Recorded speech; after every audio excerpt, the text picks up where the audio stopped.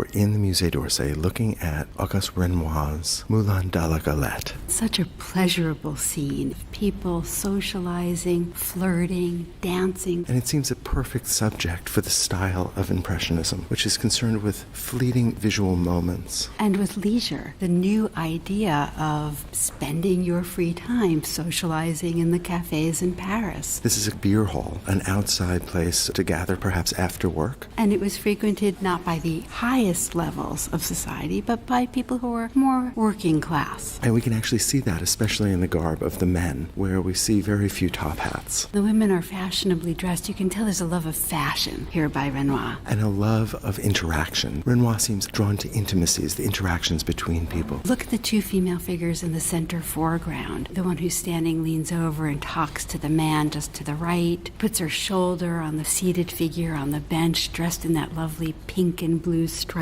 dress. There's interaction among groups. Renoir has provided us with all of these little vignettes. You have the two men seated at the right. One of them seems to be writing. The group of three in the lower center. Pairs of dancers that move across the left side. And if you look at the tree that's to the right, you see a man perhaps whispering something in the ear of the woman just in front of him. And below him, the face of a little boy who peeks out. What I think is so interesting about this painting is its all-overness. Our eye isn't drawn to any single place here, to any single couple. And I think that's one of the things that made this painting so radical in the 19th century. Academic paintings, paintings sanctioned by the Royal Academy of Fine Arts, exhibited at the official salon, had a focus. The artist brought your attention to somewhere using the composition. But here, all of the figures are spread across, and our eye rests in a multitude of places. Part of that has to do with the overall handling of the paint and the handling of color. This painting is a kaleidoscope of pinks and yellows and blues and greens. All of those colors, with the possible exception of greens, which dominate at the top, are found everywhere across this canvas, as is Renoir's loose brushwork, which feels fleeting. A capturing of the momentary, which was so important to the Impressionists, and that looseness of brushwork, that sense of being able to see the paint itself, was also something that violated those rules of academic painting. According to what you learned at the École des Beaux-Arts, paintings had perfect finish. You didn't see the hand of the artist. But look, for instance, at the still life of the glasses and bottles to the lower right of the canvas. The shine is so much pure white paint. And then we have this asymmetry in the composition too, with the bulk of the figures on the lower right and actually some empty space to the left with a single couple dancing, who seem almost spotlighted by the dappled sunlight filtering through the leaves of the trees above. This is exhibited at the third Impressionist exhibition, and that's important because what the Impressionists did was decide to hold their own exhibition, to not submit their paintings to the official exhibition, to the salon, and instead to go directly to the public, unmediated by the jury. And it is that very same public that Renoir is here depicting. Another important part of this painting is that interest in capturing the fleeting effects of light. You see the dappled sunlight on the faces of some of the figures, particularly the figure on the right who's smoking a pipe, who's just got that patch of sunlight on his temple. Or the woman leaning in the center who's got just a little bit of light picking up one of the locks of her hair. And perhaps the best example of dappled sunlight is on the back of the figure in the right foreground, where his jacket almost looks polka dotted because of that filtered sunlight coming through the trees. But because of the handling of the canvas as a whole, there's a perfect logic, and we don't see it as polka dots, we see it as dappled sunlight. Artists like Monet, in contrast, are doing that with the landscape, but Renoir is doing something really daring here, which is to do that with figures on a large canvas. This is an ambitious painting, and it's remarkable to think that this was painted entirely out of doors. Normally, an artist would do sketches outside and then paint something like this in the studio, but here, an entirely different way of approaching and painting the subject. One of the things that's so compelling, that feels so modern about this painting, is the sense of the arbitrary, the way in which a photograph, a snapshot, might catch a moment in time that is not perfectly composed. We see the front of figures, as we would in a traditional painting, but we also see the sides and the backs of figures. We get the feeling that we have entered into this space, that we can join in this pleasure.